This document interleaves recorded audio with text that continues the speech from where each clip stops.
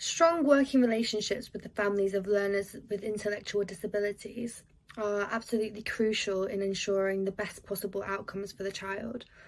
There are some strategies that are really simple yet effective in helping to establish these relationships. First of all, and this one's really simple but super helpful, is just to learn the names of the families. When you take the time to learn the names of the family members, it shows that you really do care on a personal level. Parents know that you're going to have a huge list of names to memorize, so if they feel like you've gone the extra mile to say hello and greet them by their name, they'll really appreciate it, and it will help to establish connection. Another really helpful strategy is to ask questions. The families of this child will be your greatest source of knowledge on the child. They'll be able to offer insights into the child that no training course or book will ever be able to tell you.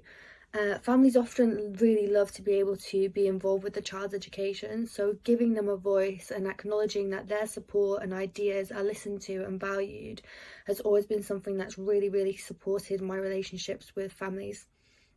I've always found it really helpful for the development of relationships to sit down and take some time to speak with the family and find out what they would like to see implemented for their child in the class, or what they might find helpful. Families may be able to support your practice by sharing things that work for them at home, such as behavioural strategies or rewards that work, but it might also be the case that you're able to offer them some resolutions to issues that they have. So try to find out what they find challenging and see if you can lend a hand in any way.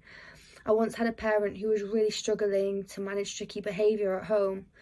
I explained that our rewards charts seemed to really work in school and that I could just send one home. I laminated a copy and sent it to her, and she loved it so much. She loved that we were using the same technique across school and home. It helped to build a connection and show that we were working as a team. Things like that can be really helpful for your relationships with families, but that will also contribute so much to the well-being of the child too. So it's a win-win. For me personally, I found that one of the most important things for developing strong relationships with families of children with intellectual disabilities is to share good news. Don't, whatever you do, wait until there's a problem to get into contact with them. This can actually be really damaging to relationships.